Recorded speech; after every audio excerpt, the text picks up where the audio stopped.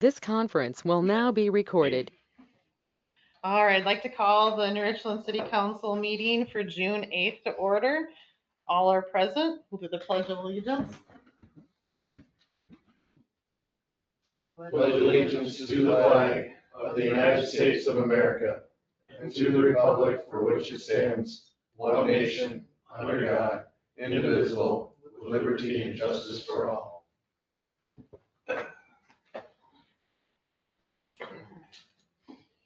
All right, approval of agenda.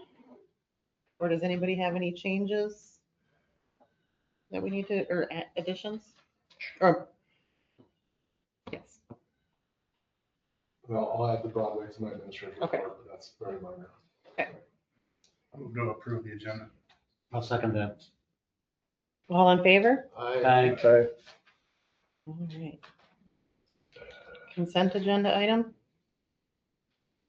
Make a motion to approve those. I'll second. All in favor? Aye. All right, public comment. This would be the time if anybody would like to speak for public comment that's not on the agenda. This would be the time to come do that. One last time, anybody that would like to go up? If not, we'll move on. All right, requests and presentations. Eric Klein?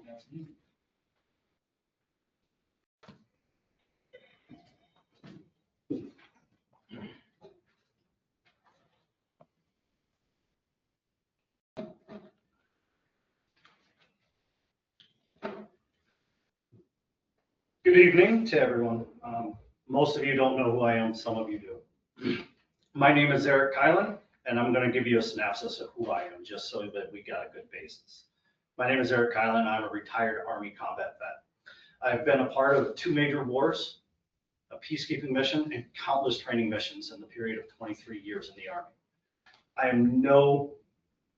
I'm not unfamiliar to conflict, but I didn't feel that I'd have to come home and deal with conflict over some trees.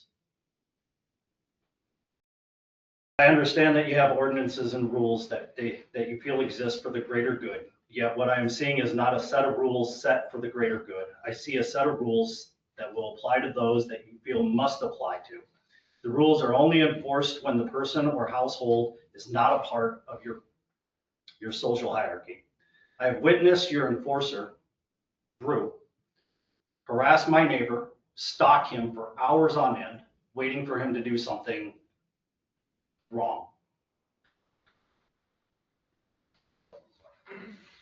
While at the same time, I witnessed him watch people drive by on their golf carts, walk their dogs without leashes, and not once flinch an eye.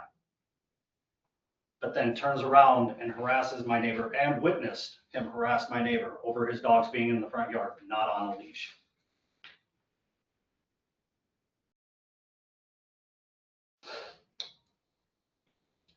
I'm sure there's a leash law in this town, like there is every other town in the United States, right?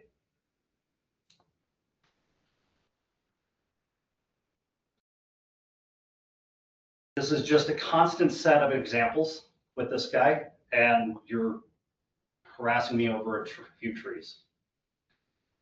With that, I took a few minutes to walk around and look at everything on the boulevards, or what is conceived of boulevards. There are trees closer than 35 feet to multiple curves and corners. Trees closer than 30 feet. I don't know what's described in what your ordinance says is considered a small tree, a medium tree, or a large tree. All it says is that they're defined as small, medium, and large. Your ordinances aren't very clear or concise. With that, I have a few questions, so please take note because I'm going to try and bang through this quick. There are cherry trees planted on Ash Ave, just north of the corner on 2nd Street Northwest. These trees are, I don't know if these trees are in the boulevard or if they're in personal property. But if they are, I would like to know how and what they did to get them there, to have them planted in the boulevard. Does the city ordinance itself apply to my actual property? That is a big question. And with all these trees that don't meet the city ordinance, are you going to intend to cut these trees down? I would hope not. But that's the thought. If I'm not allowed to plant a tree that fruits and bears flowers to help pollinators in a boulevard that doesn't have a sidewalk, that doesn't exist on any other map, and I have called and tried to figure out where the property lines were. I got given an email from his assistant saying that here is a screenshot image of Beacon, which doesn't give you any actual defining numbers. I asked for an actual blueprint, said it doesn't exist. I would like to have that. With that, I understand that the trees probably are gonna have to move. I'll move them. I'll get rid of them. That's fine. But I want to know what can I do to that boulevard because it's adjoining my property. There's no sidewalk. And area beautification is a thing. And all I try to do is support my family and grow my own food. Because today's market, today's food industry is a horrible thing. So I planted cherry trees and 2 apple trees, which all 4 of those trees are half their size as what they will be.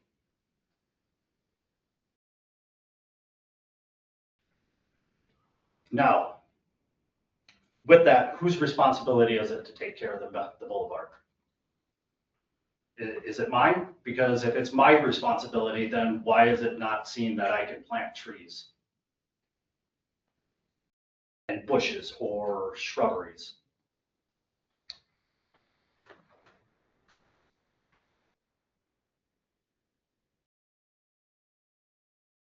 If I can't do anything to this, then why am I responsible for maintaining it? If I can't do anything to make it look nicer or to better the environment, then why am I taking care of it? With that, the letter I received, I want to address says that I violated city ordinance, and the letter states that the city has no record of locates being performed to ensure that the trees were not buried over infrastructure that may have been affected by digging, which I will gladly state that 811 was contacted, and I did wait for them to be marked before I dug. With that, I would propose that the council reconsiders what they do, how they manage their police officer, and what he does. Because if he's going to harass my neighbor and he's going to harass certain individuals because of social and economic foundations, then he needs to back up and start harassing everybody because it's ridiculous. If I have an issue with my neighbor, I deal with my neighbor directly. I have called the police one time because his dogs barked for 3 hours. And I was not concerned with the fact that the dogs barked, but concerned with the fact that they were okay. Because any dog that barks for 3 hours means that somebody's not paying attention or something's wrong. And I, even after that, the next morning, still went and faced him and said, hey, I did this, and this is why. With that, anybody who complained about the trees, if you didn't have the courage, the integrity, or the honor and discipline to come confront me while doing this, shame on you. We are better people than that. That is all I got.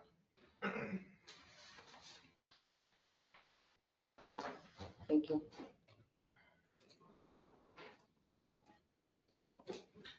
Can I respond? Yes. Yeah. Erica, I just want to mention that just because you don't have a sidewalk doesn't mean there isn't a boulevard there. There's a right of way. I can't remember how many feet it is from center line of the street on both sides. Same thing in the highway. You know, I think it's 60 foot from center line. That's why you don't see anybody doing anything down in the ditches because that's all state right of way.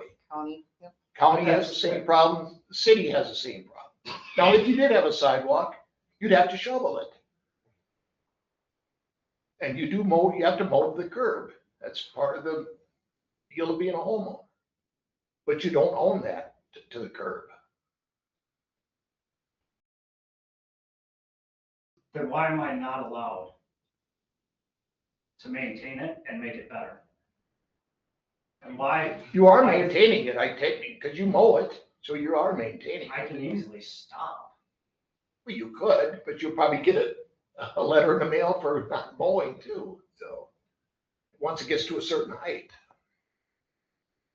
That's not, and what the thing with your neighbor, and that's a whole different issue, but what you're here is for the trees, right? Yeah, mostly, yes, Okay, but that's a long list of things, and I understand. I don't understand is why, instead of somebody sending me a letter and accusing me of things, that's very impersonal, that's childish, and it's cowardice. If I have an issue, I show up in person. I spent many years facing conflict. I'm not unfamiliar with it, and I will state it again, that is why I'm standing here. Because I don't know why a few trees that help the pollinators and help provide for my family Right. are an issue. I understand that they're in the boulevard. I clearly get that one, right? Even though it wasn't very clear and concise, with even the beacon, you have to pay for beacon to get the digits and the numbers. And that information should have been public knowledge. And when I came in and asked for it, it should have happened. It should have been, oh yeah, here's the actual demographic layout of your property, right? On top of that, I bought his house. And it's the first house out of 4 houses in 20 years that I have bought that I didn't get an actual deed and abstract with when I bought it. Right. Which gives you all that stuff. Didn't have one. Was told it was digital and it didn't exist anymore. Correct. Everything's going digital with deeds now. Can I speak to the? I think he was not finished I'm sorry. yet. So when I got the beacon, it just looks like a square drawn around my property.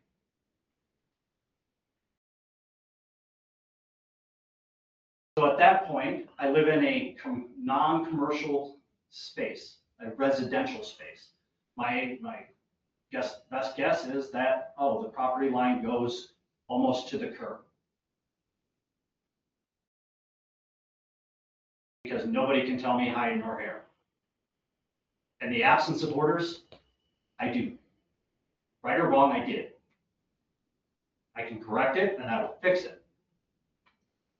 But I don't understand why that's an issue when the trees are still in line with all the other trees on the streets. On Second Street, they're in line. When you go up Cedar, they're in line. Nothing is out of place. It isn't like I just went here. And it wasn't dress right dress or organized or squared off and looked chaotic.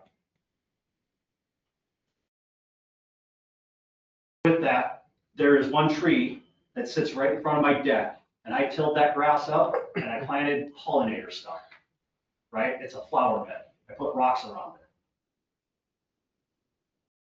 Because Mother Nature deserves to freaking have a chance to, even in town. So I didn't see the issue with a few trees that bloom and produce fruit because they help. We can discuss another day, other things that I would like to be able to have in my backyard, like chickens, but that's another conversation. Right now, I just want to be able to keep some trees.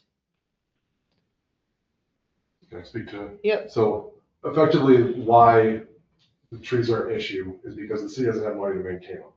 And like when you move on, and they're the city's problem.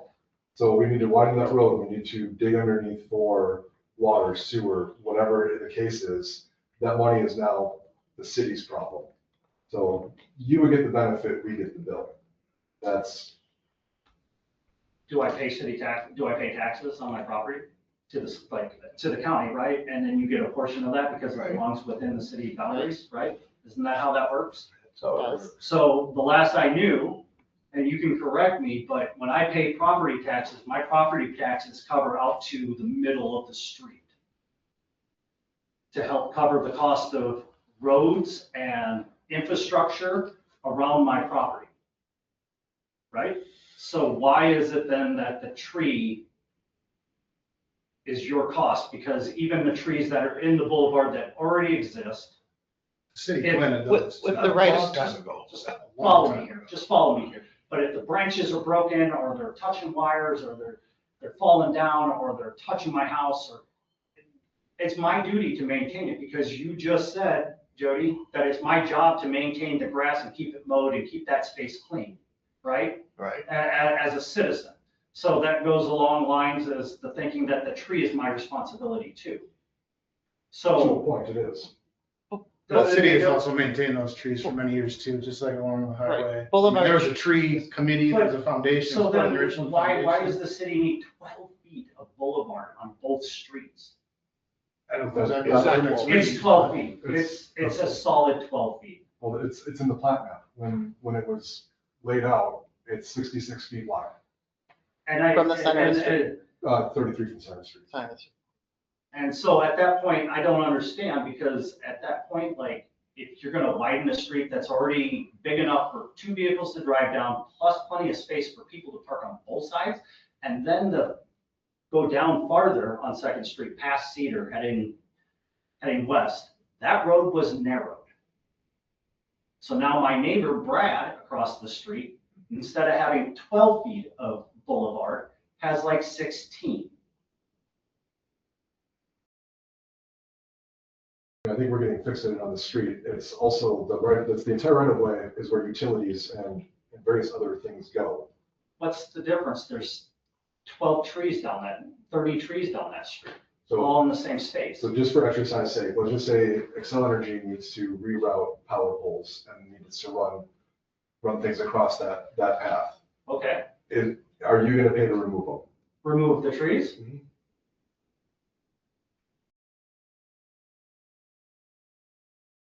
Wouldn't that would be what part of my property tax covers is? So you get to unilaterally decide where your property taxes go, unilaterally. Is that your perception of the situation?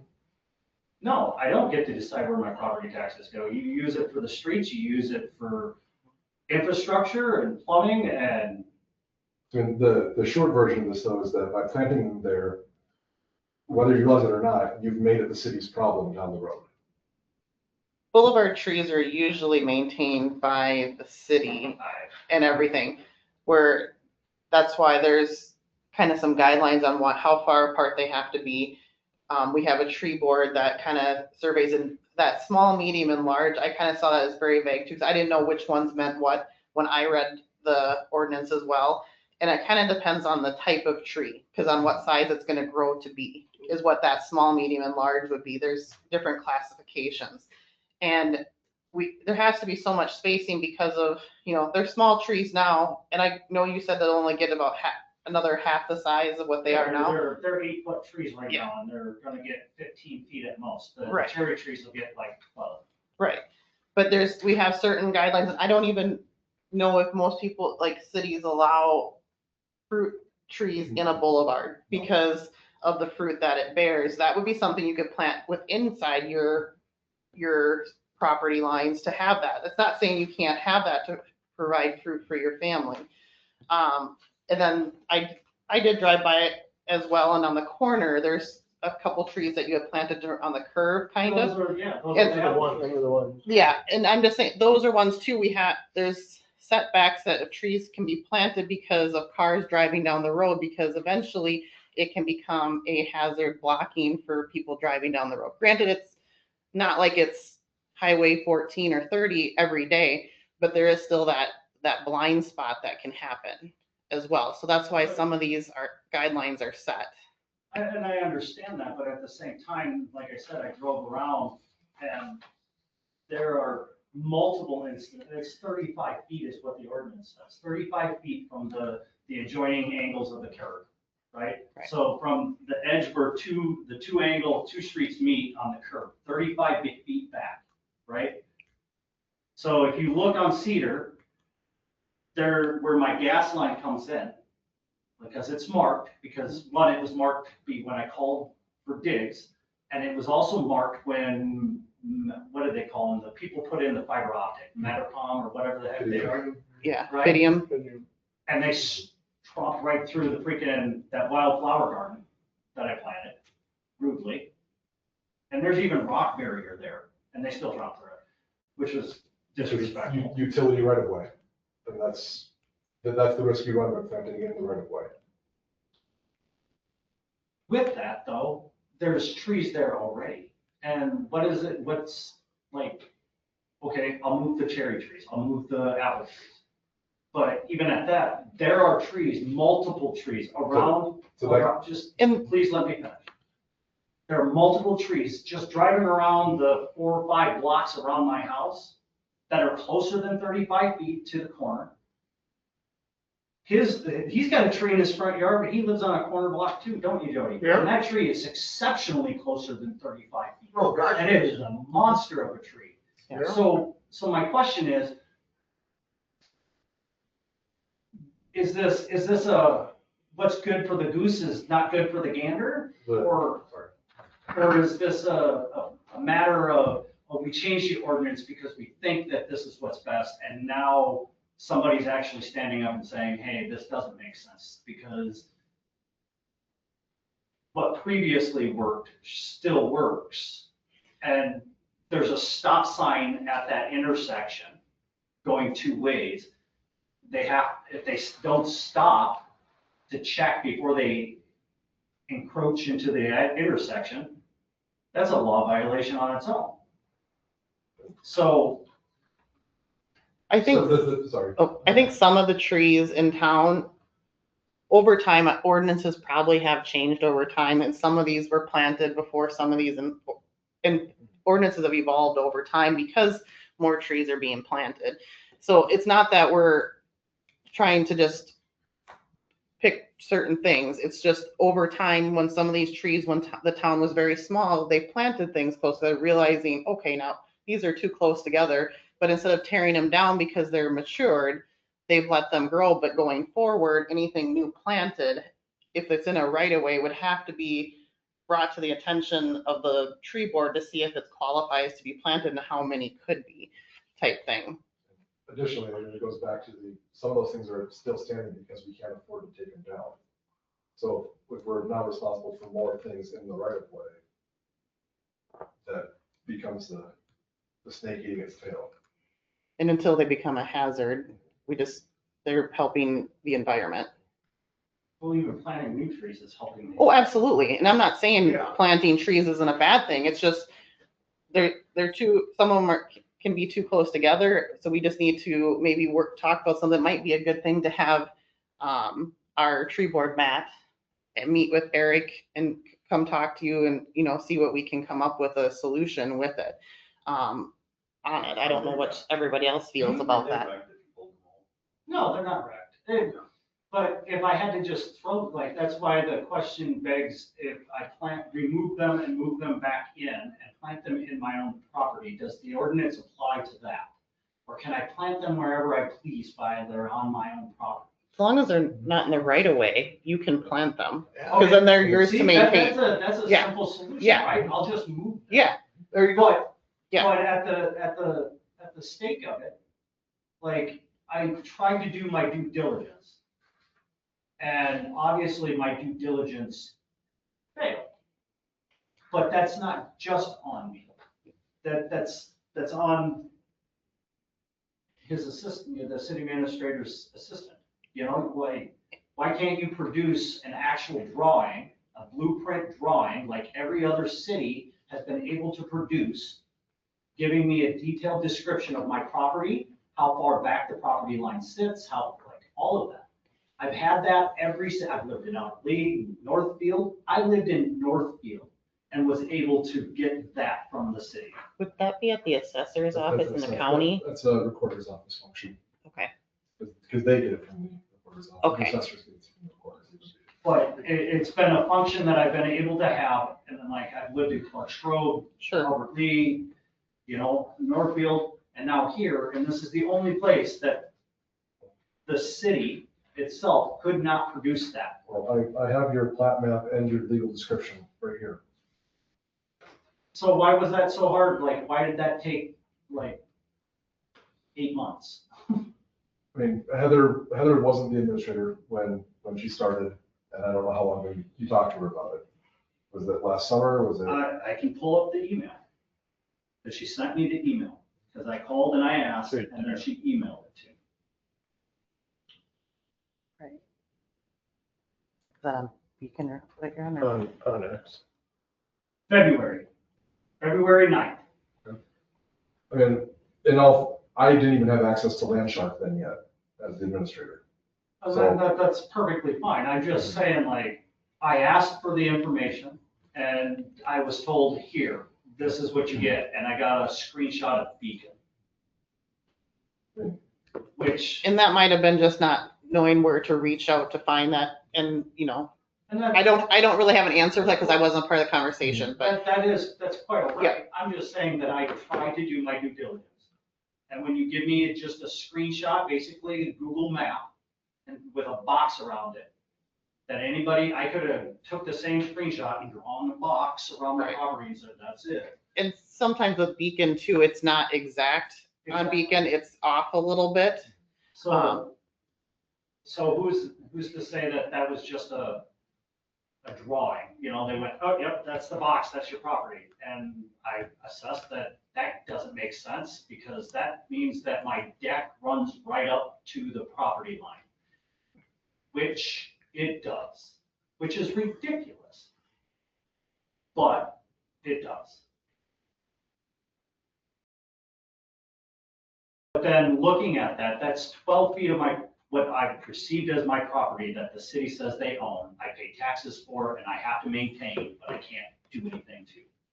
I mean, there's things that you can do. You just have to realize that they are at the risk of being torn out if a utility company comes through, like your wildflower garden. We would not stop you from having a wildflower garden. In that How about right, shrubberies? in the right of way area? Yeah. No, what if they only get like 16 inches tall? They produce flowers. They're good for the pollinators.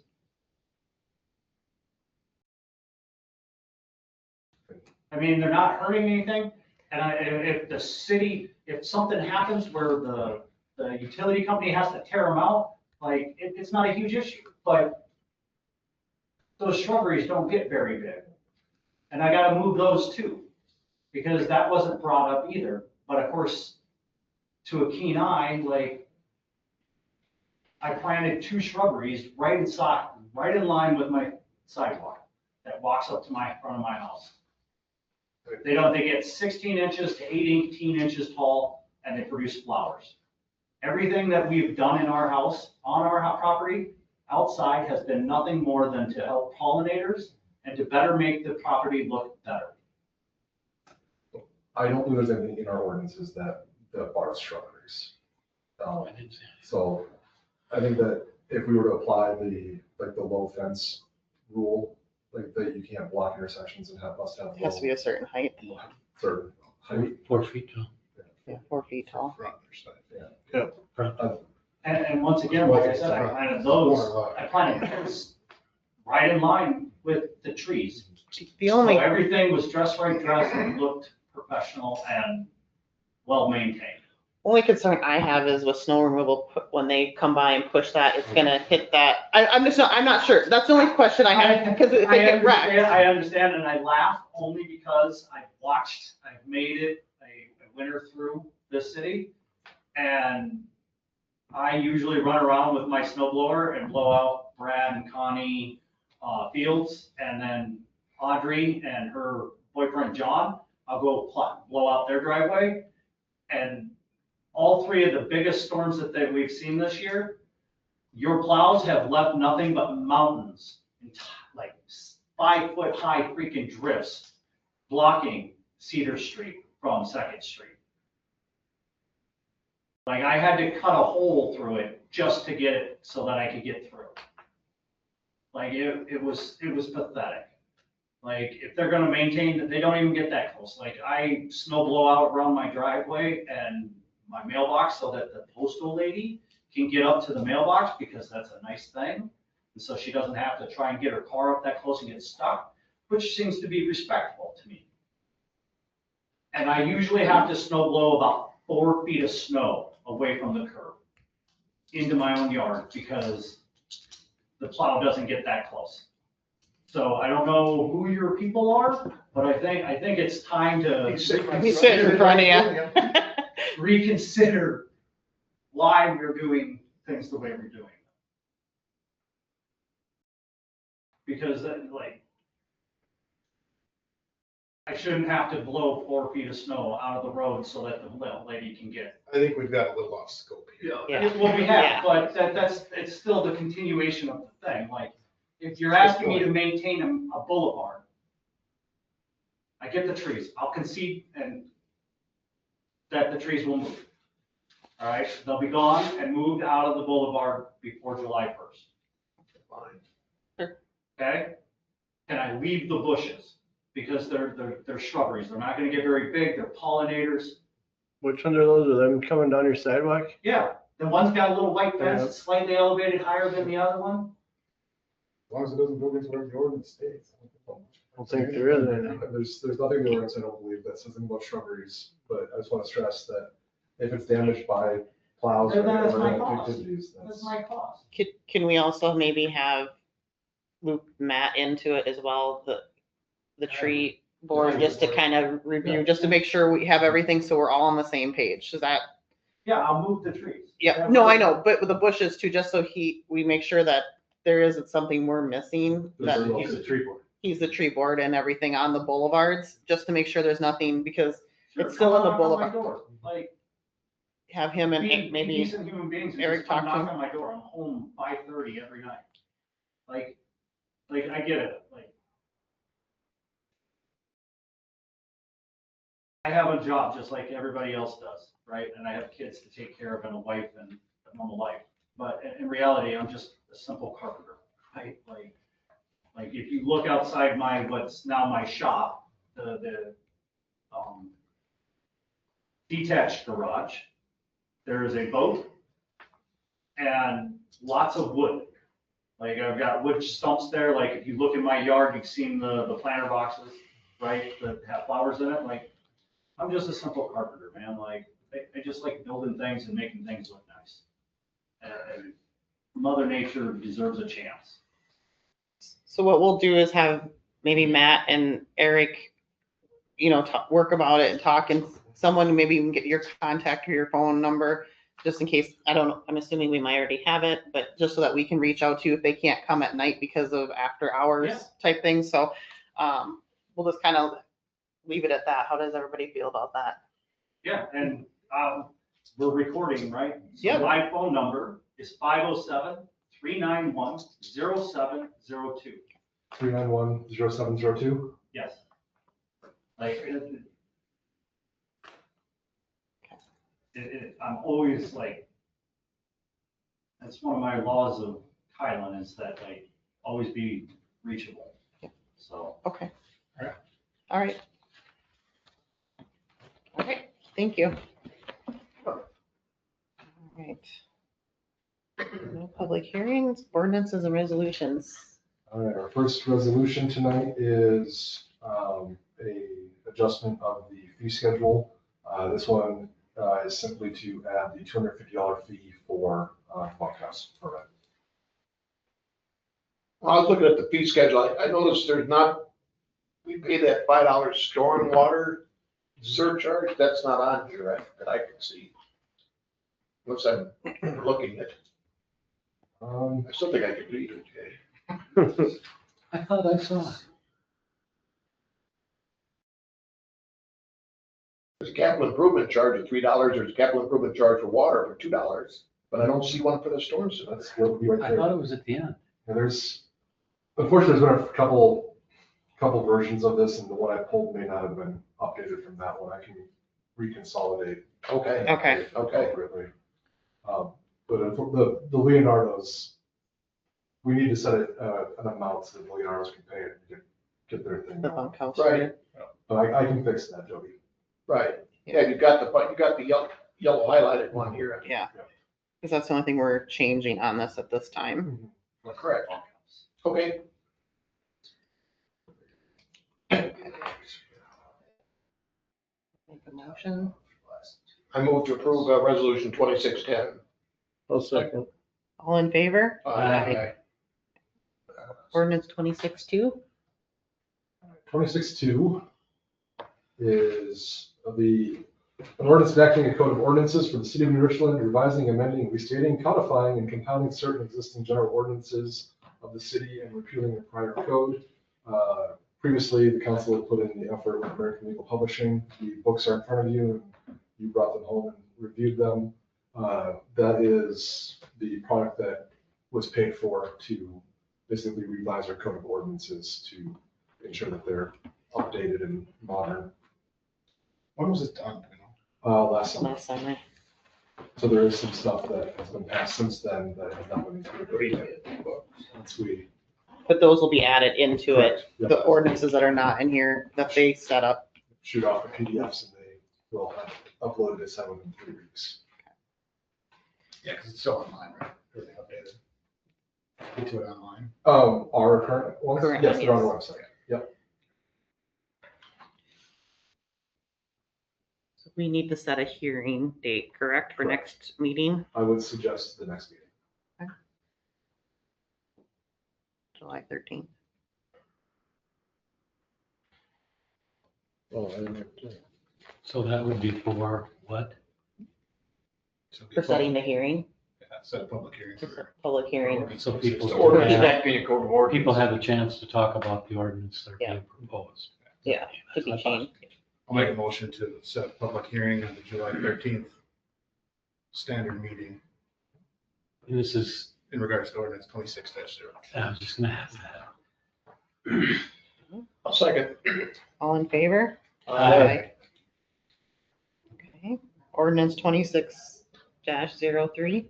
Ordinance 26-03 is an ordinance amending the city code and adopting regulations for fences to address issues around town. Currently, the ordinance is lacking. It doesn't define anything for front yards, what's permissible heights and such. So I have a feeling, Patrick, is that what you're here about tonight?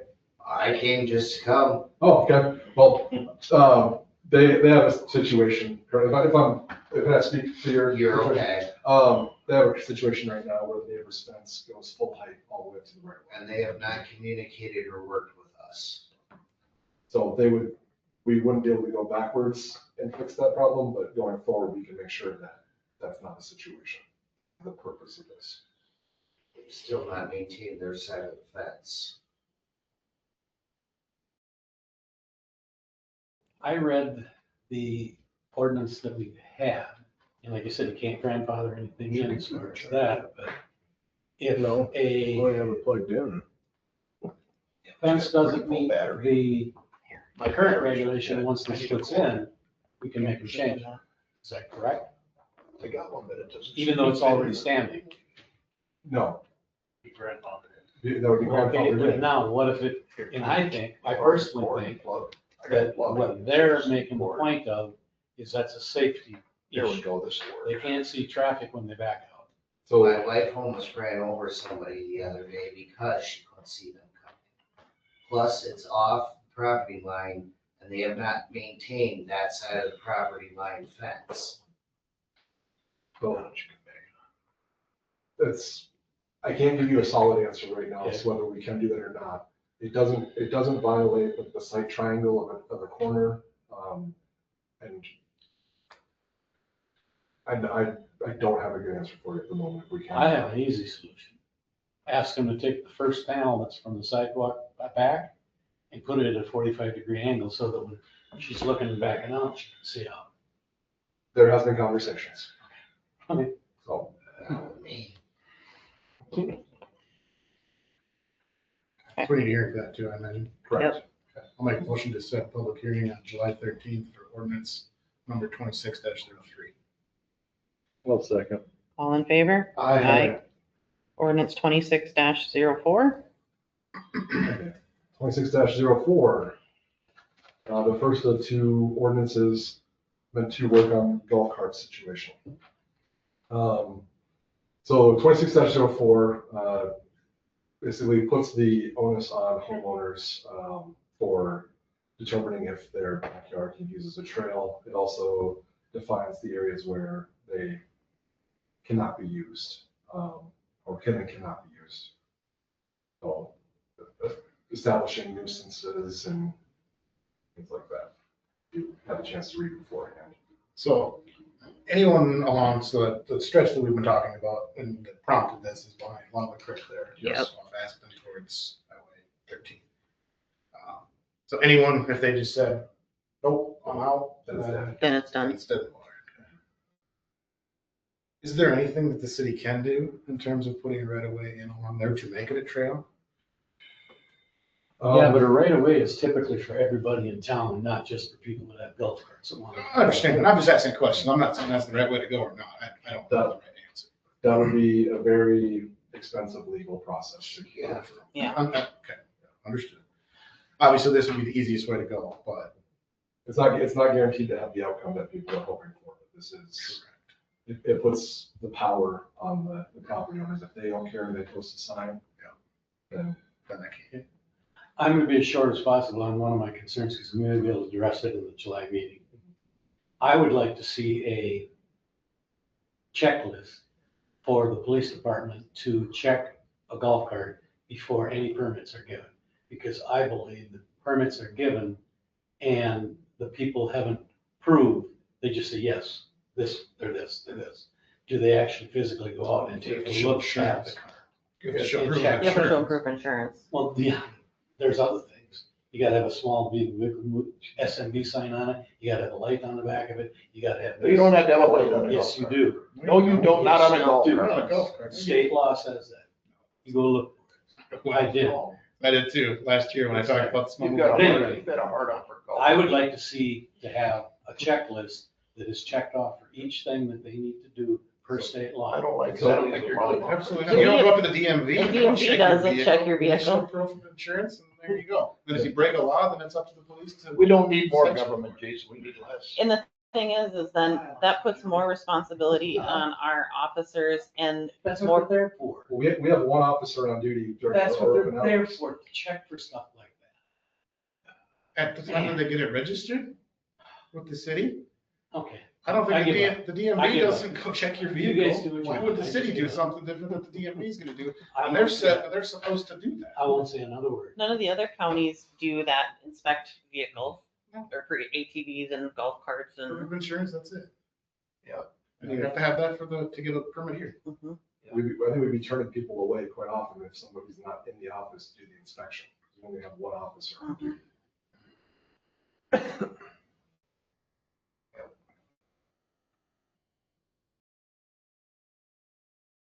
All right. One other question, not in regards to that, but about this ordinance.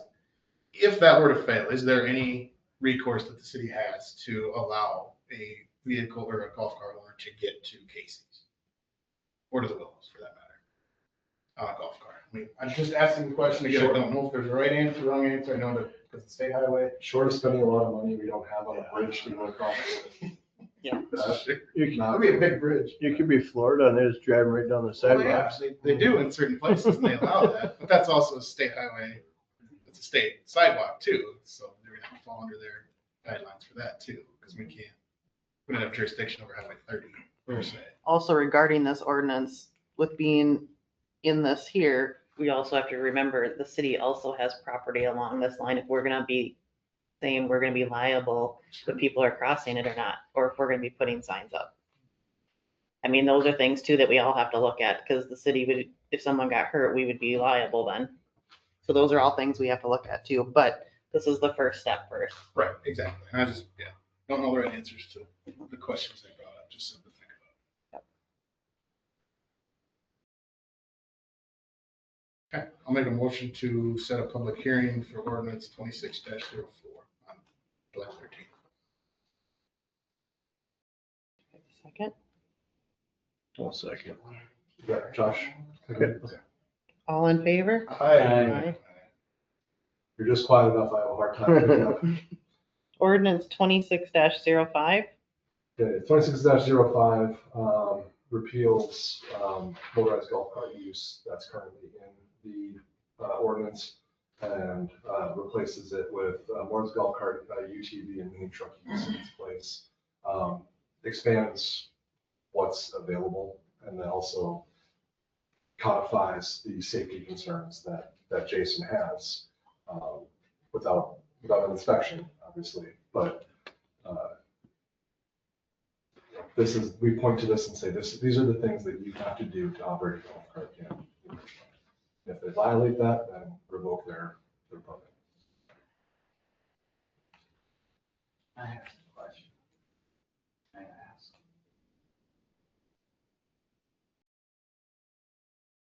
I have a question, Bob.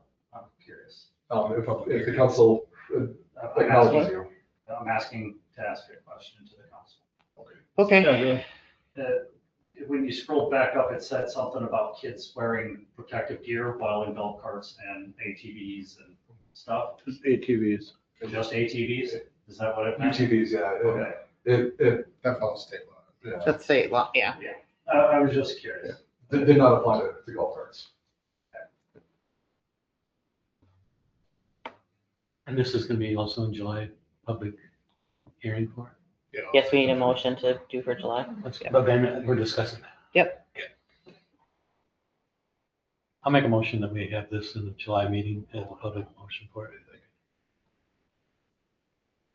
I'll second. All in favor? Aye. Okay. All right. Department reports. I have ambulance report. Here it is. All right. Ambulance report, nothing new for crew. Counter ride was waiting to hear when they'll install. She'll let me know so we can get that done. Working on training for the next meeting, going over all the equipment. Upcoming events, they're going to be looking out for Farm City Days and Waldorf Days.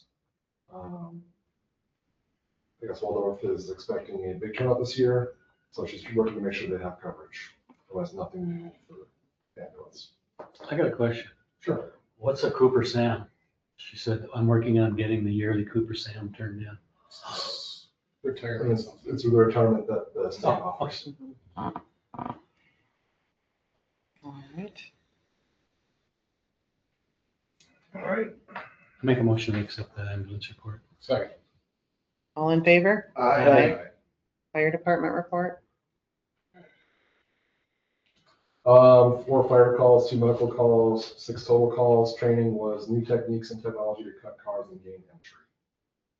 No additional information. Thought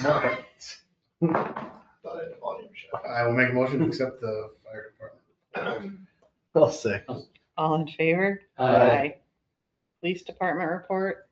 Police department responded to 109 calls for service for the month of May. Total calls through May is 519. Total calls through May 2025 is 656. There's a breakdown. Most of the calls requiring additional follow-up have been completed. Water balloon battle was a big success. The kids had a great time. I was out there watching them have fun. The fire department, they wanted to thank you. They had the trucks out there and were hosing kids down. I told them crank the pressure up, but they wouldn't. And then thank you to the community ed for assisting in providing water toys for the kids, for the little ones. There is no requests at this time. Make a motion to accept the police report. Second. All in favor? Aye. Care center. Good evening, folks. Good evening. Evening, Bob. It's a wonderful day at the community center, care center. We are doing well, not as well as I'd like to be. Our census is down, obviously, but you look at our annual average at 35.93. Currently today, we're at 32. So been taking some hits. However, as you scroll through that, the managed care, the Medicare, pretty good numbers through April. And, you know, they kind of shorted up in May. But as we look at the financial piece, we got into revenue of 459,000 in April, expenses of 446, $13,000 income. We feel pretty good about that because we used 50% less agency hours than we did in the month of March. The lower census, of course, allows us to staff fewer people. So instead of having 5 or 6 people on, we can have 4. Still provide the same quality care that we had in the past, probably better quality care because they're our own people and they know our residents, which is nice. Our staff population is growing. This last month, month of May, I think we hired 5 more people, so we're doing well there. As you see, referrals in April, we had 70 referrals. We accepted 19. We admitted 6, 13 of the 19 went to other facilities, home, or passed away. 3 passed away in the hospital and 49 were denied. The denials, our new point-click care service piece that we've bought into doesn't really say exactly why it was denied, but you look at 11 of them were for financial reasons. They were all Humana, and Humana is the worst insurance company because they take money back. We don't want that. No other home in the area will accept Humana either. There were 3 that were specialized services that should have been kept in the hospital. They needed somebody bigger than us. And 35 were high risk, whether they were violent, drug offenders, alcoholics, 1-to-1, chained in bed, whatever kind of thing you can come up with. We saw the gamut in the month of April, and we saw it in May too. So the great thing about it is the staff at the care center are doing a great job. The tough thing about it, they're doing such a good job, they're sending people home because people are getting better. So kudos to the staff. They're doing wonderful work. Just makes it very difficult when you don't have people filling in from the other side. Nursing home week was a great success. They played games, had lots of different types of music, tons of food, more food than we could ever stand. Our audit is finally complete. Nice. I don't have a hard copy yet, but I know it's done. Means we can do ours. The para thing, ooh, that was bad this year. Something happened with the reporting of the para and the reporting of the agency staff and how it read the numbers in our PBJ. I can't remember what it stands for, but payroll-based journaling. So when Lindsay reports that information in the PBJ, for whatever reason, the auditors, things didn't mesh up. They didn't line up appropriately. So Lindsay had to go back and fix a bunch of stuff. So thankful to have her on board. She's awesome. Vulnerable adult reports made by the facility.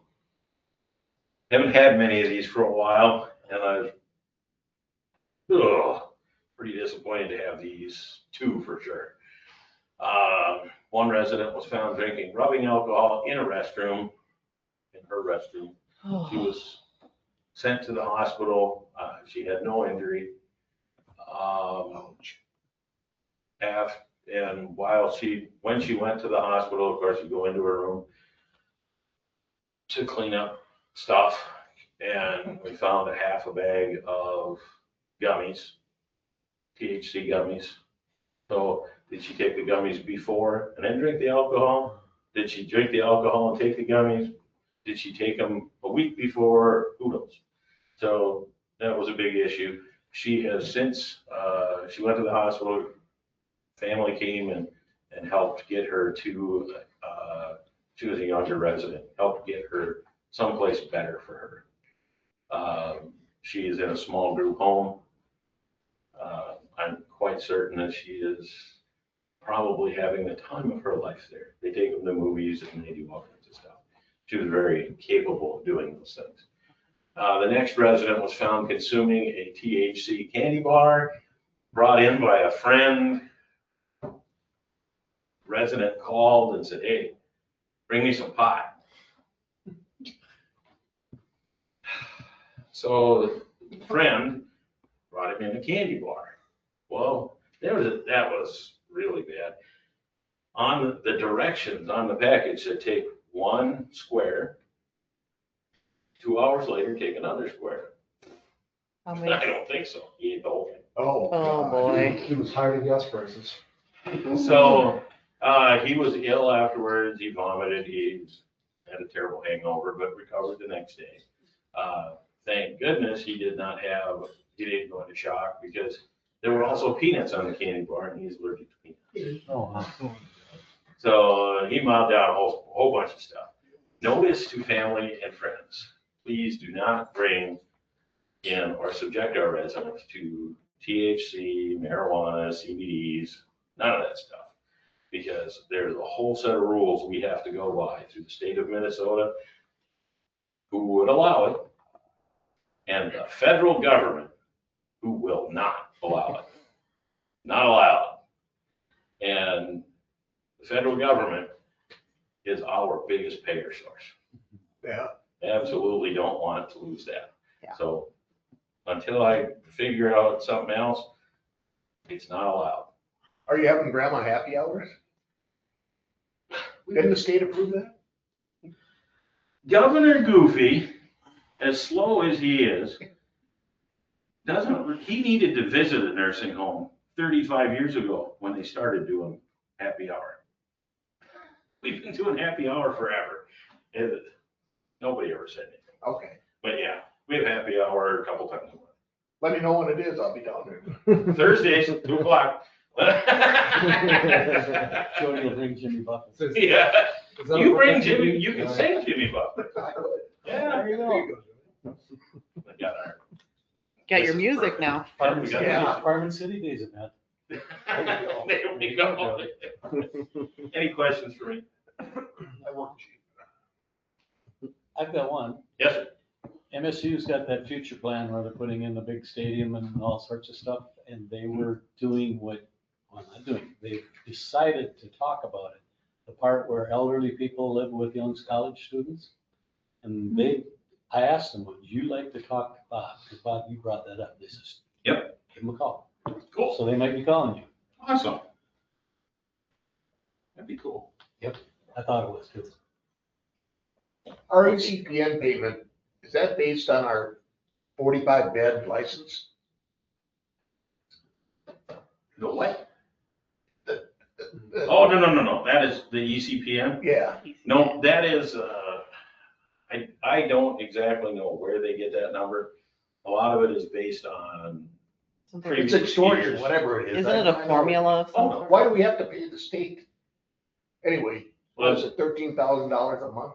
you guys pay the state and then we pay you. Right. Has to do with property tax. Okay. I thought it was based on so many, if you have so many I thought it was beds. based so on many- beds too. Well, there could be a piece to that, Okay. but I revenue. tried looking it up online, but Revenue from years past and property taxes and how big your, I don't believe anything DHS tells me now anyway, so it's just. well, of course. It's really hard to. But yeah, it seemed like a great idea probably when they did it, but now it's just kind of a wash. Okay. Yeah, for you. Well, for us too. Well, for you too. It's bad. Pay it back. We get it back. Mhm. Once you hand the size of the check. I signed it. All right, I'll make a motion to accept the. Thank you all. thank you. Thank you, Bob. I'll second. All in favor? Cheers. Aye. All right, Michelle. Anyway, you're. Hi, guys. Hi. Hi, Shell. Okay, the well pump 2.166 million gallons. I brought in 4.213 million gallons. We just have a tad bit of I&I here. Which we knew. All the permit required test calibrations were done on time. I had my Herb Kruger, my region manager, cover for me while I had some time off with my son. Backflow preventer, I had just had it inspected in January, was leaking profusely, so they came and refixed that.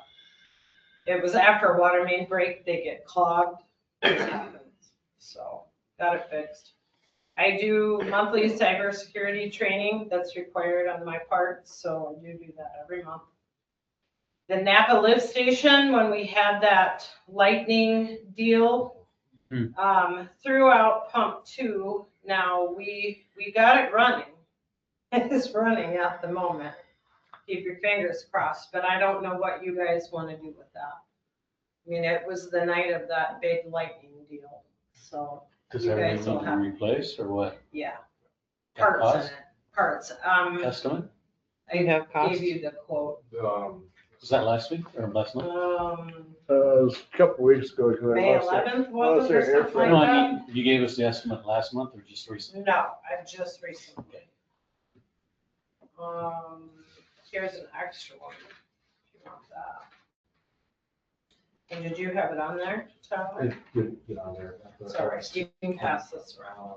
This is for the parts, for it, $9,613.67. yes. Labor And that's to included? repair it or to replace it? Repairing would be like $38,000. Okay, replacing it. So I kind of figured, but Is that labor to install it? You have to look on there and see what that says. I can't quite remember. Includes, says something on there. Yeah, it was Includes everything. yeah. travel time, mileage to install, above pump and start. Okay. I'm communicating with LMCIT about getting this covered as a storm strike. Okay, for insurance, yeah. Potentially just be out the The deductible, deductible on that. That'd be great. yeah. We can do it. And then if you need anything more from me, just let me know. And I'll find it, whatever I need. I repaired the skimmer arm on the primary clarifier. Tyler got to see how I do that. The fact that she hasn't drowned is incredible. Like she is down like Oh, it's halfway down. in the pond trying to replace something that It is not made worked, for one person to it replace. worked pretty good though, my system. It was impressive. At least I'm short, I can fit on the catwalk. I was gonna say she's hanging off of something, I'm sure. Yeah, sometimes I wear my life jacket usually, but this time I was on the catwalk. Let's see. The return pumps. Our return pumps are Chicago pumps from before 1988. There's 3 of them down there. You use 2 at a time, you use 1 as a spare. Well, the VFD and the 1 is from 1988. What's a VFD? A variable speed drive, so I can run the pumps. Okay. I can go from 0 to 60 hertz, so I can run them how I need Gotcha. for gallons per minute. The 1 went out on that lightning deal, but we don't think it was a lightning surge. It just went out. Like you can't, the buttons don't turn anymore or anything. So those ones are from 2011. The other one is from 1988. They have long lived their existence, and I'm using 1 right now, and I'm just switching pumps every 15 to 24 hours, so Got a price on it? twice a day.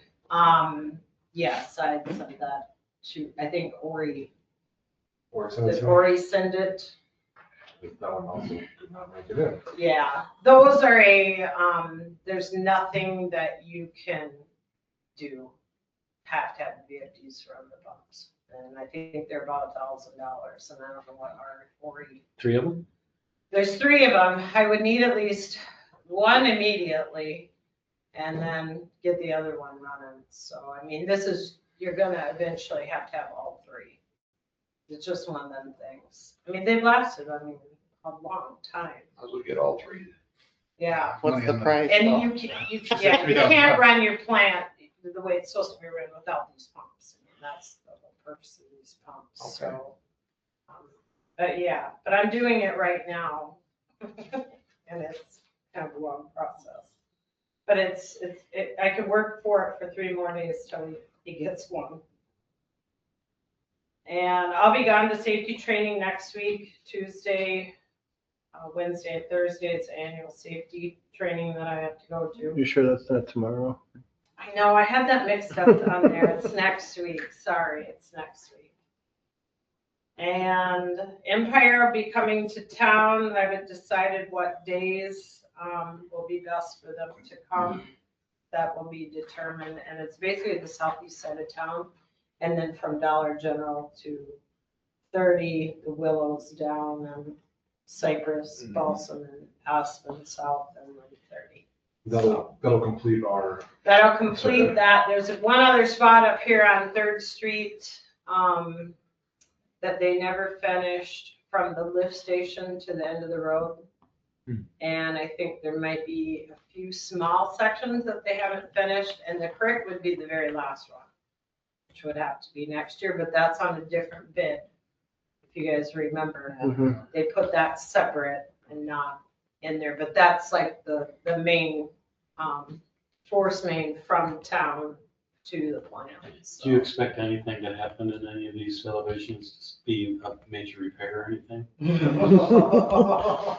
Yeah. The whole thing. That's what I'm asking. It's the oldest parts of town, Yeah. like on each of those streets to the very first manhole would be the first ones. And then Okay. after, I don't know, 1950s or 60s, they put the rest of it, the streets in. But those ones are on the original map from 39. Okay. From 30 to the first manhole. So we could be looking at some repair bills. Well, I mean, it's the whole, We have, It's you finding out got, what you needs got to the be. whole city with so many that, I mean, you really gotta, You're developing a plan well, to do it's something both from of me, this. cause Okay. gotten a hold of Gotcha. so if all you, of those, if you look at the screen there, all those white callouts are issues. issues that need to be repaired. Yeah. So we're just gonna have to take it one at a time, one pipe at a time. But and this then gets you, how it's gonna gets be. you the ability to make a plan. Because Oh, this yeah. will tell Oh, you yeah. stuff. Yeah, Gotcha. that's why we televise and Okay. clean up, so. part of it's with our insurance too, that they like us to have a They plan do too. like you to have that. That we The have. NPCA loves that you Yes. have it done with a plan, Mhm. so, yeah. But yeah, that's all I have for you. Any questions for me? Yes. I saw you out with spray paint doing some beautiful painting of different colors. Green. Are those chalk or is that paint in the street? Green? That's my spray. Green and orange and No, white? I don't do orange or white. I But do- are they chalk that they wash off with water? No, No. them are for marking. Paint. So they're gonna stay there until they're Not dry? forever, they'll eventually. Oh. Good. But it's for, when you're marking them for a utility. Yeah, I know what it's for. It's just, Yeah. I was curious if they'd wash off easy. No, it takes a little while, but you want them on there, Through the winter? maybe. Maybe. It all Some depends that on, do, some that don't. Yeah, sometimes it depends on the sun. If it, how much water? Sorry, traffic. I want it to stay on there for at least a month. Would they stay on for months for chalk? No. Price. No, I didn't find that. Could rain next day. I didn't find it. I'll make a motion to Oh, So you okay, can send I'll it to us. ask him to send it. so we need a motion, correct, for the repairs? He doesn't have the price. But this one? The, Well, if the, Well, Well, if the insurance plan will take it. Oh. Yeah. so let's wait till we do that until insurance is. Sure. Okay. Yeah, and just let me know right away, because that'll be a big scheduled day. Yes. And then Ori will send that over and maybe, I have to get them put in. I don't have a choice on the VFD. Do we do a motion up to a certain amount and then, Do you have a rough idea? He said they're about 1,000 a piece. so 3 of them you need? 4,500 or something like Yeah, that? it's not. well, depends what his labor is. Right, I don't know what his liver is. 5, and then if it's more than that, shoot an email out and see.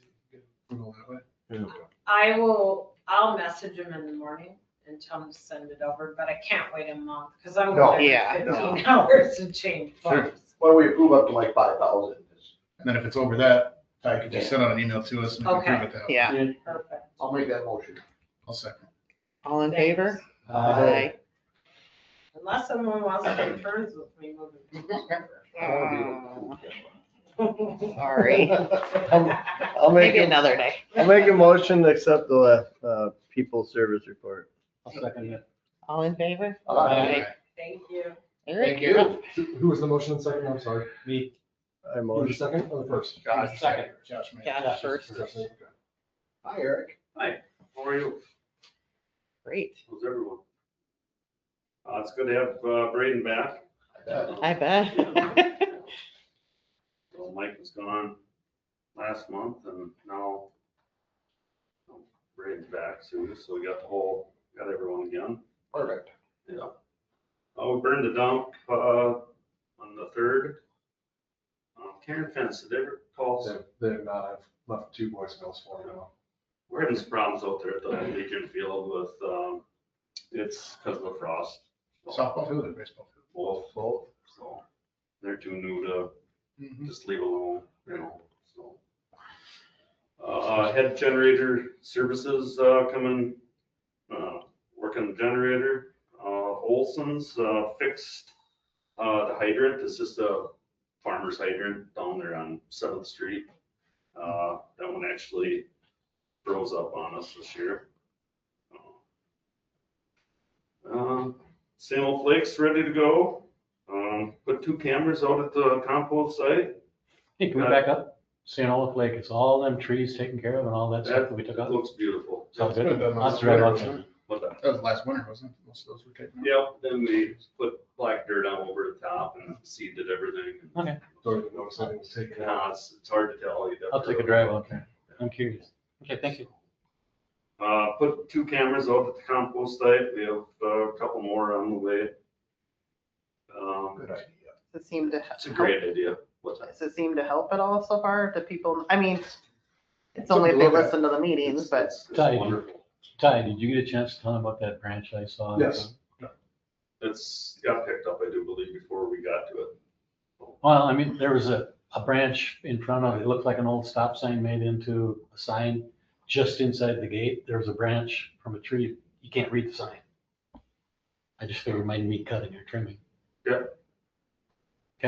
Right on, up to the left when you pull in? Yep, right about 20 feet after the gate. Okay. All right. We'll look back into that. Okay. Thank you.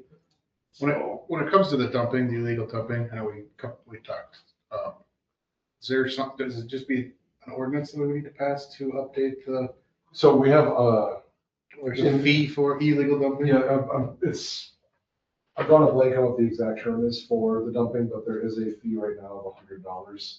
I would recommend upping that to help cover the cost of the cameras and the service and all that. Yeah, it's ridiculous. And that was gonna be something that I brought to you guys next month with the expanded, Yeah. We leave it for them. fees.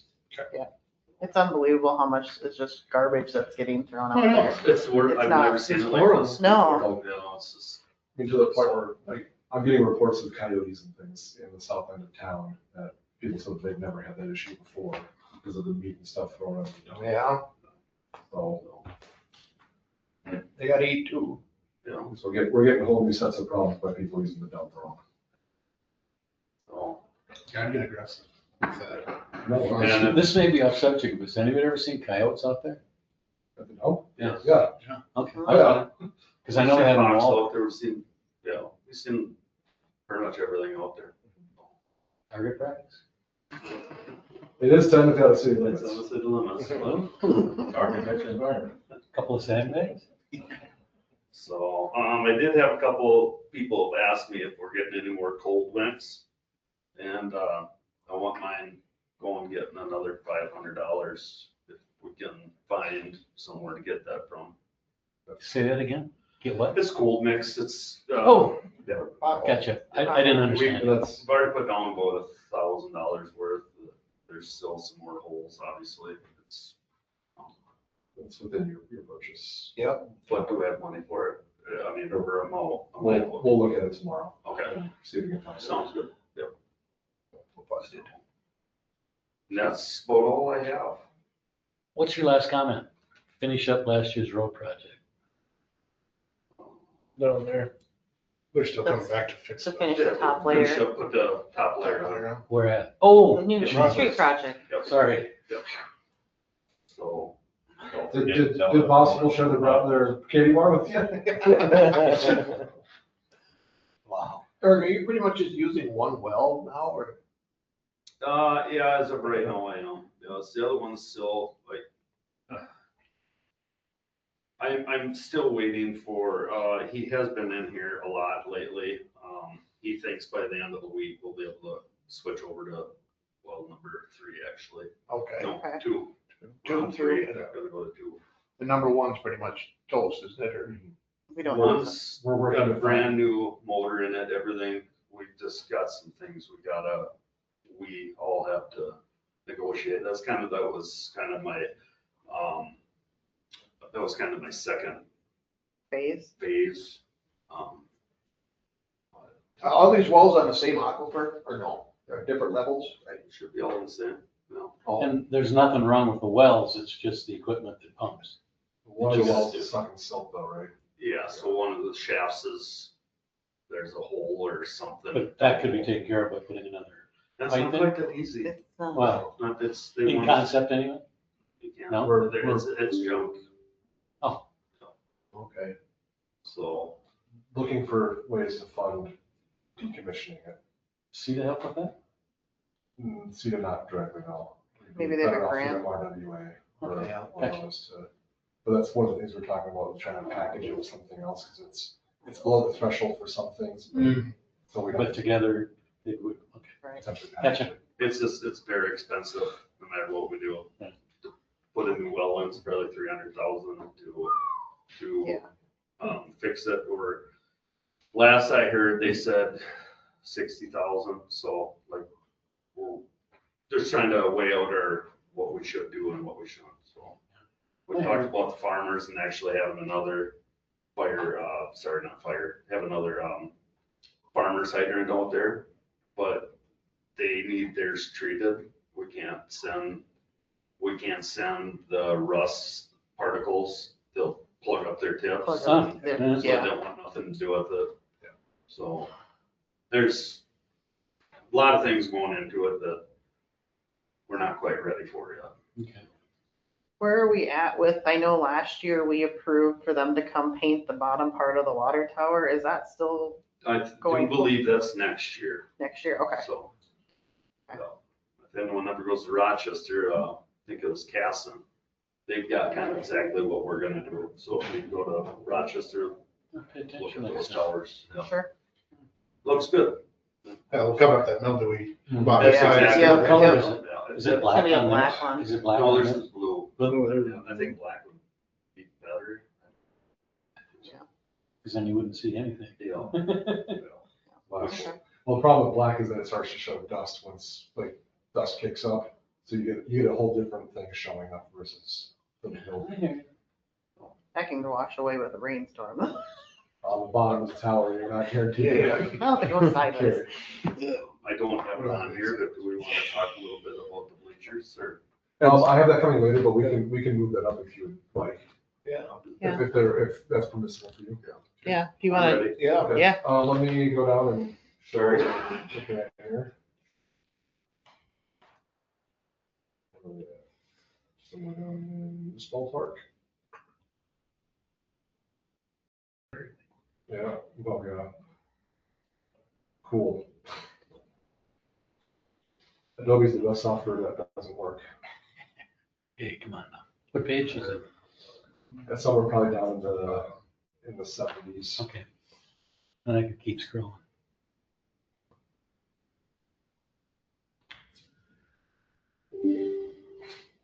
Probably rebelling right now, but I'll just go straight to bleachers. City town camera. Pictures, there we go. Page 73.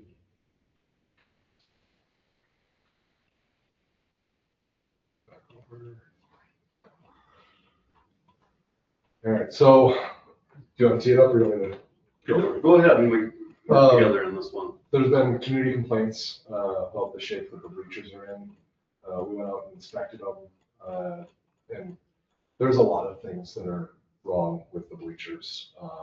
The wood is rotting out, dry rotting, deteriorating. Soft, whatever you want to call it. Splinters.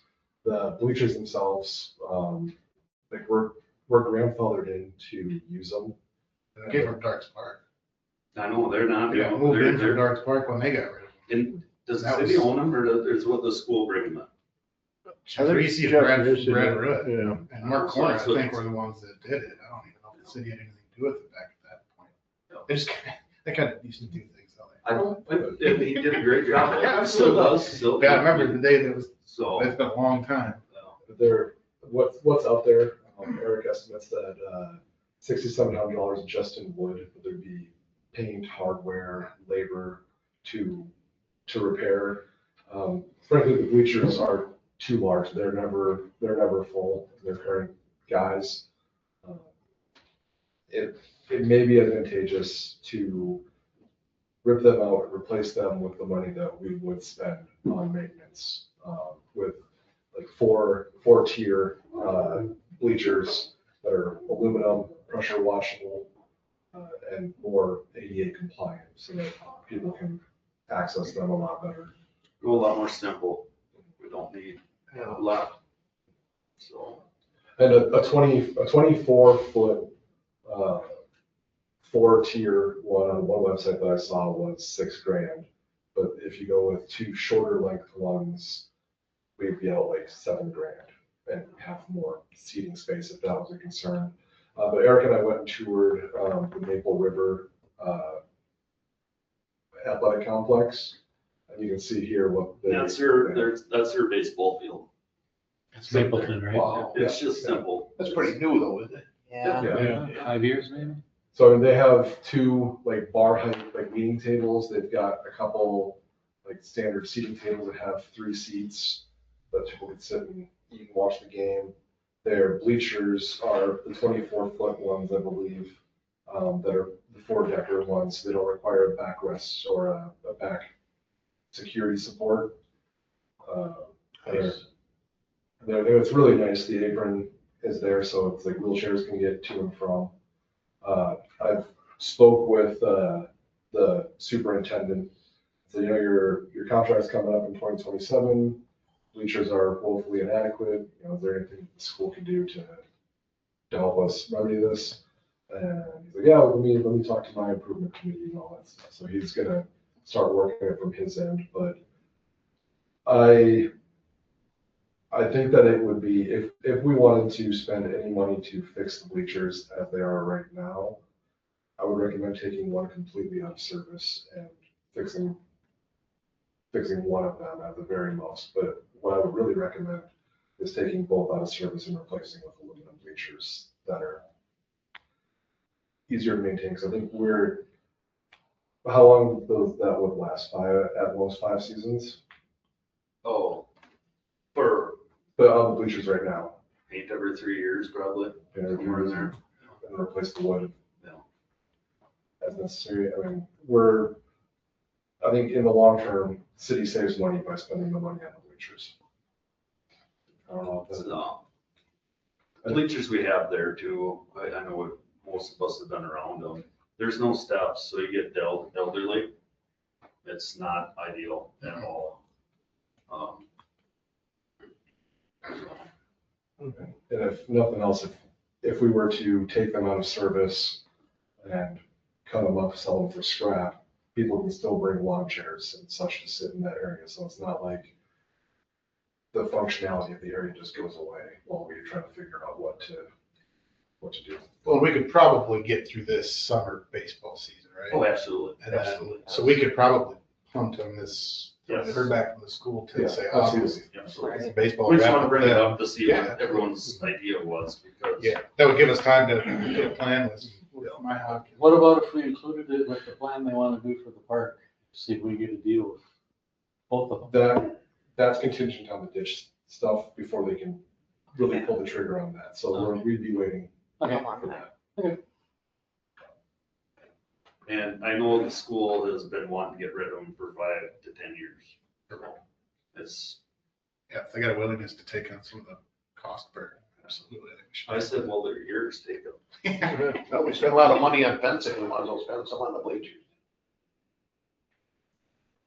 Be less on the bleachers than we spend on the fence. So,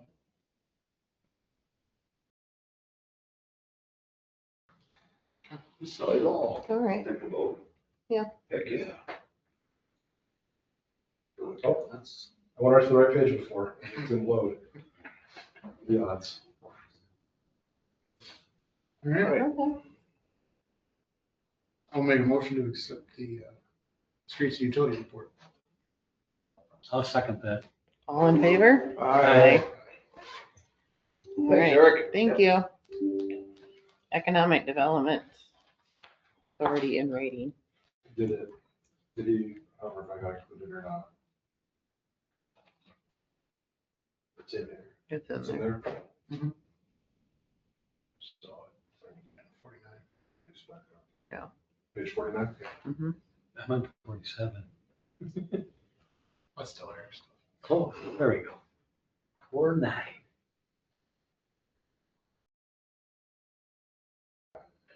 The EDA meeting, the conversation with Miller Homes, which we're gonna talk about a little bit.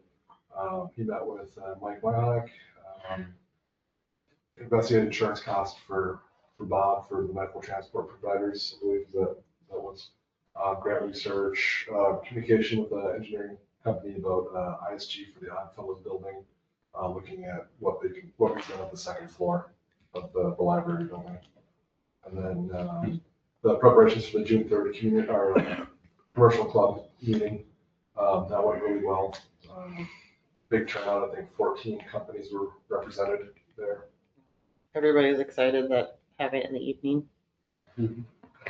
See, has the other fellow's got a flat roof? oh, yeah. Is it?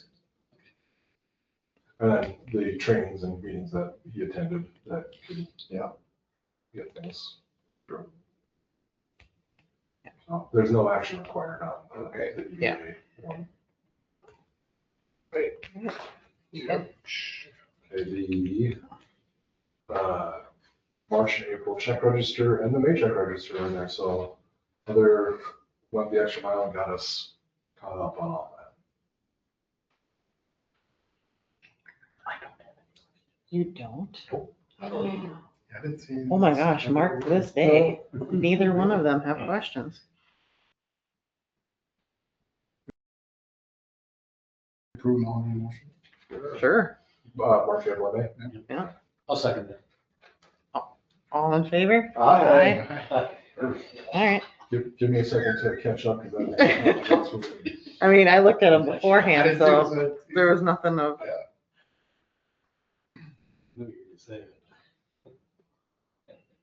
Southwest. all right. Let me know when you're ready. catching up to you. Okay. Time's up. One of these days I'll be quick. Conditional use permit, for 316 Broadway Avenue North. The Planning and Zoning Commission met for a public hearing. The conditional use of the property at 316 Broadway Avenue North. Members of the public were present to speak on the topic and have their concerns addressed. After some discussion, the commission voted unanimously to recommend to the council that the conditional use permit be granted, allowing the green artists to use the property as a bunkhouse for migrant workers. It is now on the council to approve or deny their permit. Make a motion to approve the conditional use permit at 316 Broadway Avenue North for bunkhouse. I'll second that. All in favor? Aye. Aye. All All right. right, so I wrote this memorandum in advance on the assumption that they would approve the homestake addition Miller Homes, the EDA building that. They reviewed the plans and applications. There was a substitute pre-approval letter that I didn't include because it had some information on there that was personal and potentially risky to include in the packet. But there is verification that they can afford to undertake the project.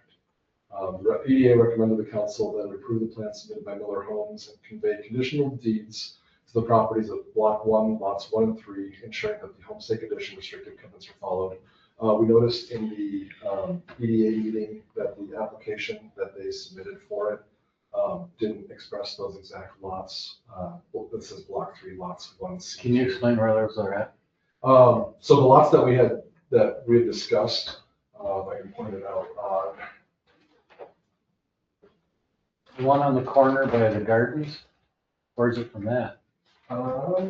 here we go. So it's these, so there's 3 lots here. The middle lot is currently constructed, I believe, by Meyer. Is that Meyer? So it's the ones on either side, the ones that we had discussed. Oh, okay, that's way on the south edge. Southwest Right. edge. Okay, But southwest edge. the application they filled out has block 3, which is right behind the HUD Yeah, on So- 2 of those lots. So he's got to clarify on which ones they actually want.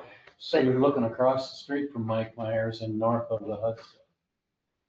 You're side by side of Mike. Side by Myers. side. It was Side by on- side. So there was crosswires in the communications. So what they put on the form, block 1 or lot 1C2 doesn't exist, but maybe it's 1 and 2. They have 1 and 2, and it's Yeah. block 3, which is right behind the HUD program building, So, By Kurt.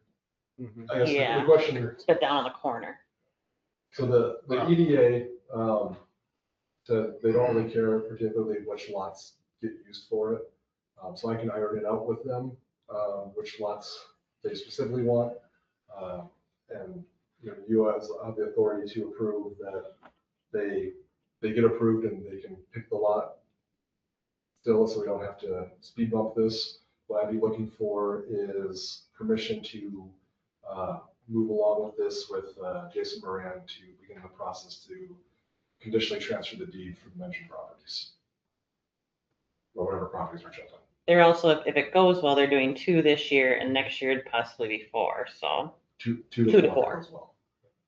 so, There's Mike, right? yes, Okay, this one and this one? these 2, or it's these 2, Okay, or that he's gonna clarify because there's a water pumping station. here, that white dot. And let me show you the Okay. elevations and I kind of figured that's what you're talking about, but I just want to make sure. there it is. Oh, there it is. Okay, so this is the elevation of one of them. The other one is more or less identical. It just has a, back here, there's a bump out for a sunroom and the patio door goes a different direction. The floor plan is. Basements? No basements. It's not on grade. Kind of figured, so that's the way the ground down Mhm. Yeah, so. there. You didn't try and sell 4 of them, huh? What type of sales and earning? I'm in public government, I'm not a salesman. I wouldn't be driving a Hyundai if I was a salesman. So they're 3-bedroom, 2-bathroom. I toured, basically this model that we're seeing here over in Ellendale, and it was impressive. I think if I made the half joke, if I brought my wife with me, I'd have been busting out my checkbook. I mean, it was really well done. No, this isn't any type of HUD stuff. It's just, they're selling them to the normal public. Mhm. Build and sell.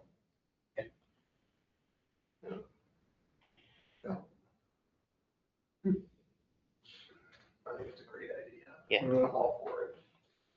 You just need a motion to approve the permits. To direct myself and the city attorney to begin the process to conditionally transfer the deed for the properties. And this qualifies for that free lot. Yeah, that's what this is, yeah. So moved. Seconded. All in favor? Aye. Aye. Well, All right. all right. The administrator's report. Yes. Did you have something else? Rural Water Association? Or you're not that far yet? Yeah, there's a memorandum for, Operations for non-operators? Yeah. Yeah, that's the class. So I attended another class with MRWA up in Glencoe this time. So basically learning what water and wastewater operators do and how to best support them. And basically the big takeaways were that the city needs to get its utility related finances set up to become eligible for some of the potential funding sources. What it amounts to is that the amount that ABDO tells us that we should be charging and the amount that MRWA says that we should be charging. ABDO is looking at the how do you make it balance. MRWA is looking at the how do we maintain and grow. So I'm going to have MRWA come in and help me look at our rates, try to figure that out. And then next month with the fee schedule, looking at bumping the capital improvement for water and sewer. Because we would need a heck of a magic wand to fix it today if we were to do that. So we need to start building up a fund that can, we manage to make these repairs and improvements. I think the only way we're really gonna fix what's wrong is either bonding or through grants. You know, these extra charges that we have every month are just basically just for maintenance. But to really do reconstruction on the infrastructure, I think we have to look at a major bonding issue. Put us back, more in the hole than we already are in order to really fix the problem. And I don't disagree. To qualify for some of it, we need to have like a certain balance of, Right. Funding. well, and what our rates are. Agreed. Our rates have to match, like 1.2 and 1.4% for water and sewer, of the like household median income. So like, there's like some like crossover there. And if we fall short of that, they say, well, you're not charging enough, you don't get this. So we have. Oh, I think we're charging enough. We need to make sure that we are, Right. so that we can qualify for some. Yeah, nobody wants to pay any more than they really have to for water and sewer, but if we don't do enough and up it up enough, she's having problems when he's having problems fixing what we got. So we're in that, the thing is, capital bonding or grants, so I think we should raise it, even though I don't want to spend any more money than I have to. You gotta bite the bullet sometimes. Hopefully there's that one grant for sewer stuff. We can try to put a plan together so we can write something for next year to help us. We have some time to get that figured, but we have to do some of these steps to make sure we're complying with those things. One of the things, just to preface this for next budget cycle, I'm asking for is $40,000 to do a street survey so that we can overlay what the shape the streets are in with the shape that the sewers are in. Because if we can probably extrapolate what shape the water mains are in off of that. And so if we pick the streets where the water and sewer is the worst and the streets the worst, package all that together and do it all in one swoop so that we're hitting the worst of it as we go. And sometimes the ones that are the worst of it might have a little bit more grant opportunity if we can prove X, Y, and Z boxes are checked. So that's going to be going a big way towards doing that. But that's next year that we'd be looking for that money. Then the asset management system just kind of touches on what we were just talking about as an aspect there. No action required on that. Met with Minnesota Valley Council of Governments. We're a member organization, and there is, reminders of what services they offer, and then we also discussed admitting another new member to the council. Somebody you might be familiar with is trying to gain entry to the Council of Governments. Tony's trying to get Blooming Prairie in there. So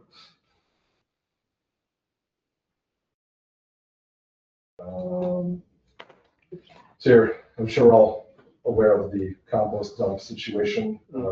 Eric and I decided that it was best to order 4 cellular connected game cameras, mounts, and batteries. 2 of them have come, 2 of them have not yet. There's also a monthly service fee for keeping the cameras active. I think it's $25 for the first camera, $5 for every one after that. So the total cost for this TV so far was just under $610 in equipment and $40 a month in fees, give or take. And one of the cameras will be temporarily placed at the water tower, just to ensure security in the interim.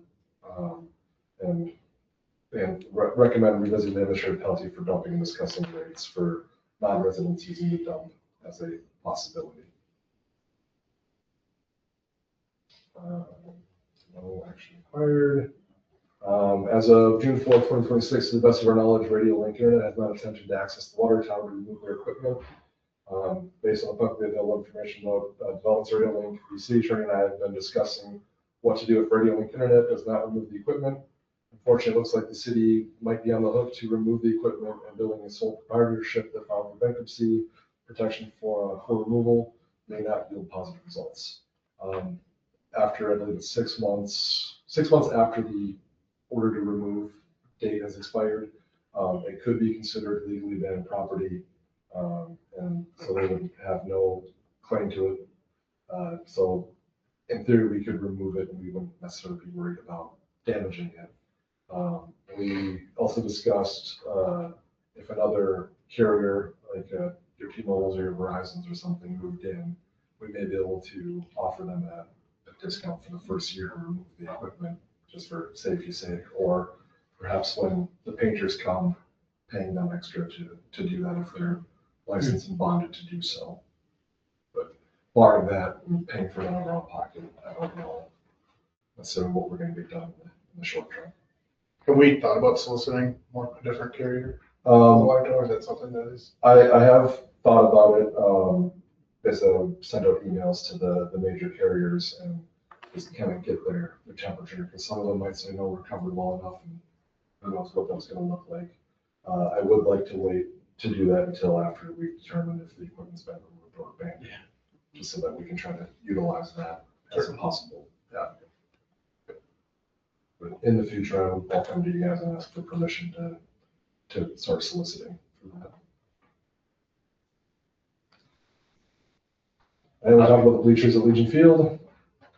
Where is it? Unless you want me to talk about that again. I'm cautious against us taking it down because, you know, Yeah. you could claim it was damaged and all this. They don't need any more. Although we wouldn't touch it No, until it's considered abandoned, for sure. And we wouldn't touch it. I don't do lights. Yeah. Yeah. Eric has an intense desire for self-preservation. We might have to try to get an estimate so that we can budget for next year, because that would be probably a next year thing. That's gonna, I imagine, probably gonna involve the engineer to come up with a plan to remove potentially. Yeah, I don't know. All right. Still looking at pictures of bleachers.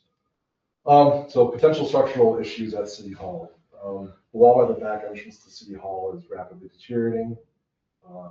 Given how damaged the block is, I don't think this is going to be a simple pour cement in there and hope. I think it's going to require an engineered solution.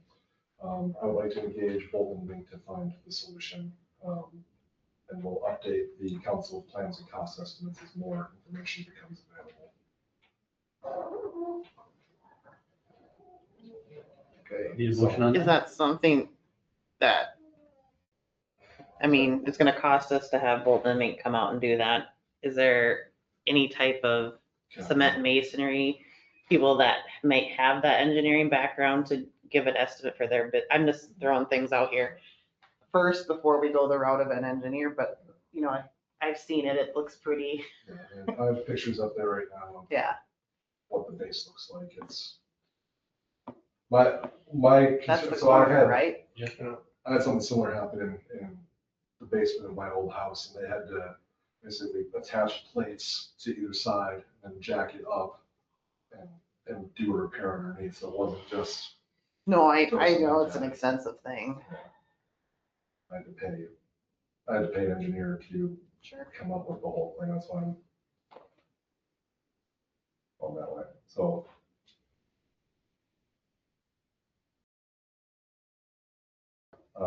if you guys want to set a cap, or if you want to just go out and gather information, whatever you would like me to do. Where would we pull that from? What, is that our building budget or for this building? What do we have for funds to do this? So we could potentially pull some from operating expense, but our operating expense is already largely tapped out because of the search for my position for operating expense. The building fund, I don't know the balance of presently. I can give that information and bring it to you. Yeah, let's say we bring everything from the July meeting. Okay. I think that'd be good to know kind of what we have sitting for funds. And to know what it might cost. Yeah, and to see what Yeah. Bolton Manning would charge us to come look Right. at it.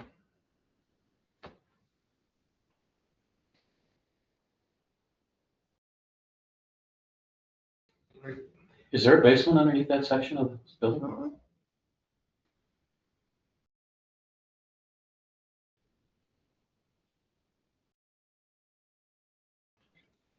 right, I'll do that. We have 2 standing dead trees in the city park, that should be removed soon. Eric would like them removed before, Farming City Days for safety and aesthetic reasons. They're considerably more dangerous to move than live trees as they can fall unpredictably. I would like to contract a professional service to remove these trees and grind the stumps. There's no cost estimate, but we'll go with the best least expensive option and not spend more than the amount the council sets with an authorization. Trees of that size, I've looked up what they were costing in the local area, and we can do both of them for $3,000 or less. Does that sound right to you? Does seem a little high, but I think we can go lower now, but maybe not. No, up Estimate a little to, high if they, What's that? we can go up to, let's say. Alright, alright. I'll make a motion that we direct Patty to look this up and go up to a amount of $2,000 to remove the trees. I'll second. All in favor? Aye. Aye.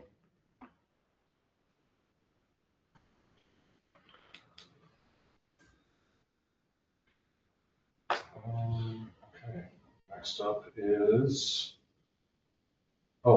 picnic shelter. That did not get added to the agenda.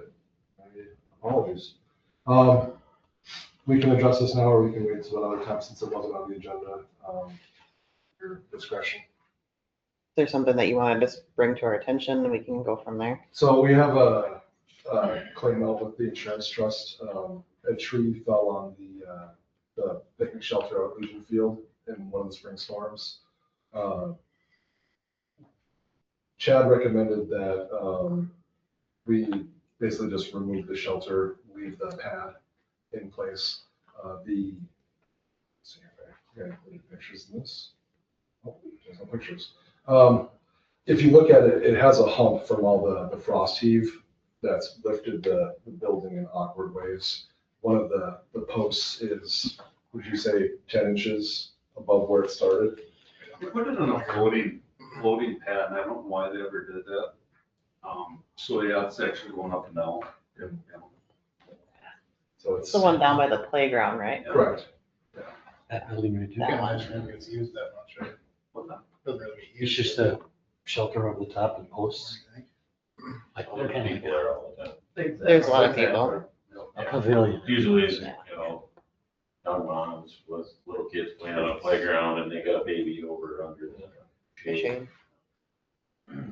But finding, because of how racked it is, I mean, Chad didn't even want to touch it because of the humps and all that. He couldn't guarantee workmanship on it. So we might have a challenge in doing. But that's part of a claim that so we'll get some money for the damage of it where we would have it for the repairs or to tear it down. Yeah. I'd say go ahead. Yeah. Yeah, because we could always at some point later decide to do something different later. But for right now, Is it on a concrete slab? Yes. yes. And the concrete slab is going bad too? No, the concrete slab is No. fine. That looks wonderful. Oh, so you could put something back there in the future. Okay. I'll make a motion that we go ahead and have the removal of that due to the insurance from League of Minnesota Cities, correct? Yeah. I'll second. All in favor? Aye. Anything else, Ty? I think we are to the part of the meeting where we go into recess. All right, we are gonna go into a closed session right now, so we'll thank you everyone for coming. Thank you. Thank you. See you next month. Nice night. Take care, guys. This conference will now be recorded.